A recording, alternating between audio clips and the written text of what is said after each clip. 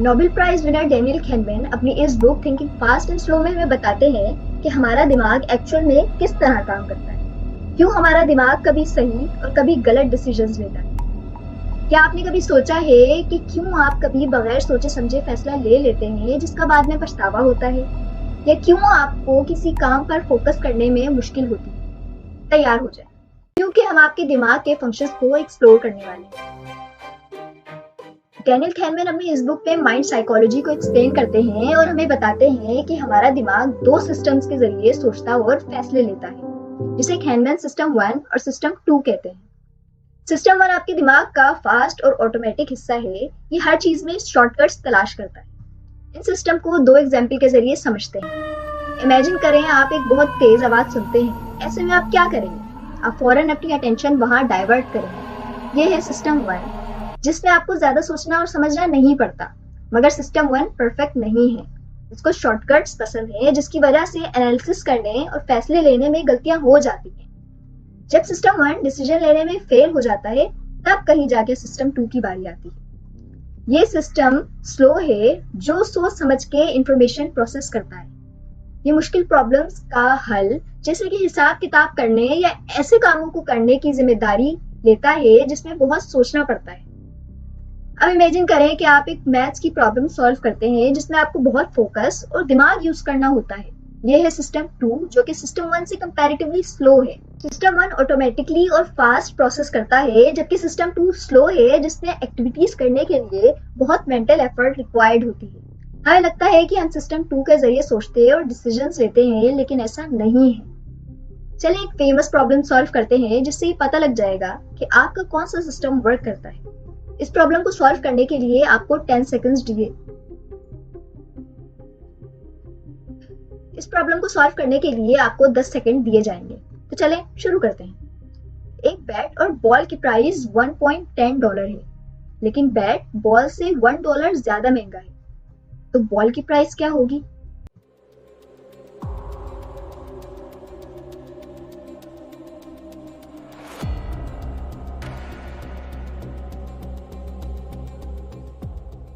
अगर आपका आंसर $0.10 है, तो आपका आंसर गलत है, बल्कि इसका सही आंसर $0.05 है। अगर तो आपका आंसर सही है तो वेल एंड गुड, लेकिन अगर आपका आंसर गलत है तो आपको अपने दिमाग को सही तरह ऑपरेट करने की जरूरत है। इसलिए पहले ये समझ लेते हैं कि दिमाग काम किस तरह करता है। हम इंसानों का दिमाग लॉ ऑफ लीस्ट एफर्ट को फॉलो करता है, जिसमें आपका दिमाग किसी भी एक्टिविटी को करने या प्रॉब्लम को सॉल्व करने के लिए सबसे कम रिक्वायर्ड एनर्जी को यूज करता है। क्योंकि हमारा दिमाग बहुत लेजी है, इसलिए मोस्टली हमें ऐसे काम सिस्टम 1 के जरिए करने पड़ते हैं, जिसमें ज्यादा सोचने समझने की जरूरत नहीं पड़ती। वहीं सिस्टम 2, जो कि बहुत ज्यादा एनर्जी यूज करता है, तब काम करता है जब दिमाग को लगता है कि इस टास्क को कंप्लीट करने के लिए सिस्टम 1 काफी नहीं है। ये दोनों सिस्टम मिलकर काम करते हैं। सिस्टम 1 हमें डेली लाइफ में तेजी से गुजरने में मदद करता है, जबकि सिस्टम 2 डीपली सोचने वाले काम करने में मदद करता है। मगर कभी कभी सिस्टम 1 का शॉर्टकट का ज्यादा इस्तेमाल बहुत सी प्रॉब्लम्स क्रिएट करता है। उम्मीद है आपको ये दोनों सिस्टम समझ आए होंगे।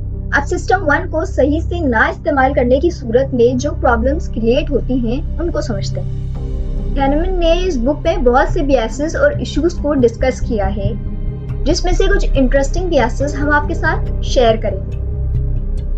फैसला करते वक्त हम पहले मिलने वाली इंफॉर्मेशन पर बहुत भरोसा करते हैं। जैसे अगर हम किसी स्टोर पर ड्रेस खरीदने जाते हैं और दुकानदार हमें सबसे पहले एक बहुत महंगा ड्रेस दिखाता है, लेकिन बाद में अगर वो उस महंगे ड्रेस से थोड़े कम प्राइस में ड्रेस दिखाएगा, तो हमें बाकी सारे ड्रेसेस सस्ते लगेंगे। इसे कहते हैं एंकरिंग बियास।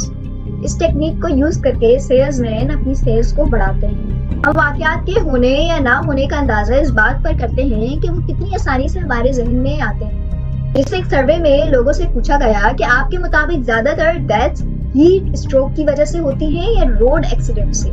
मोस्टली लोगों का जवाब रोड एक्सीडेंट था, क्योंकि हमें मीडिया पर मोस्टली रोड एक्सीडेंट को दिखाया जाता है, इसलिए हमें यही लगता है कि ज्यादातर डेथ्स की वजह रोड एक्सीडेंट है। लेकिन हकीकत में हीट स्ट्रोक से स्टैटिस्टिक्स के मुताबिक ज्यादा अमवात होती है। हमारी प्रेडिक्शंस अक्सर गलत क्यों होती है? अगर एक टैक्सी कंपनी 80% रेड कार जबकि 20% येलो कार बनाती है और हम कार के लिए कॉल करते हैं और कार के कलर का सही अंदाजा लगाना चाहते हैं, तो कार के बेस रेट को अपने जहन में रखें तो ही आप सही प्रिडिक्शन कर पाएंगे। लेकिन क्योंकि हमारे येलो कार को देखने की ख्वाहिश की वजह से हम गलत प्रिडिक्शन भी कर सकते हैं।